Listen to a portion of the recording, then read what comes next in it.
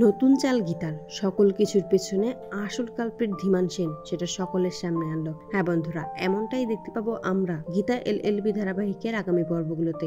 অধরা যখন গীতাকে বলে তাদের অনেক লম্বা হাত আছে, তখনই গীতা চিন্তা করতে থাকে কার কথা বলতে পারে, কেই বা থাকতে পারে ওদের পেছনে। পরিশিকে যখন এসব কথা বলে গীতা, পরিশি তখন বলে ওনাদের একজন আছে, পরিচিত হন, ওনার নাম হচ্ছে ধীমান সেন। উনি খুব বড় মাপের ক্ষমতাশীল। ধীমান সেন নামটা শুনেই অবাক হয়ে যায় গীতা, ভাবতে থাকে তাহলে ওই ধীমান সেনেরই পরিচিত।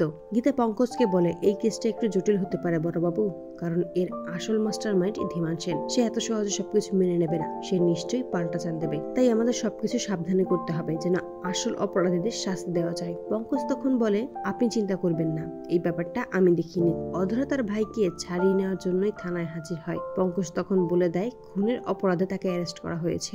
অধরা তখন বলে কে বলেছে আমার ভাই খুনি? আমার ভাই খুন করতে পারে না, সেটা একটা অ্যাক্সিডেন্ট ছিল। পঙ্কজ তখন বলে যার কেয়ারটেকার খুন হয়েছে সেই সাক্ষী দিয়েছে আপনার ভাই খুনি। তখনই সেখানে সকলের সামনে আসে পরিশি সকলের সামনে স্পষ্টভাবে জানিয়ে দেয় ওই অধ্যায় ও তার বন্ধুরা মদ্যপান করেই তার কেয়ারটেকার মিনুকে হত্যা করেছে। পরিশির স্বীকারোক্তির মাধ্যমে অধ্যায়কে শাস্তি দেওয়া হয়। আর এই সকল কিছুর পেছনে যে আসল কালপ্রিট ধীমান সেন, সেটা সকলের সামনেই নিয়ে আসে গীতা। তো বন্ধুরা, তোমরা এটাই তো চাও, এভাবেই যেন আসল কালপ্রিটের মুখোশ সকলের সামনে খুলে দিতে পারে গীতা? কমেন্টে জানাও। আর নিয়মিত আপডেট পেতে আমাদের চ্যানেলটি এক্ষুনি সাবস্ক্রাইব করে পাশে থাকো। ধন্যবাদ।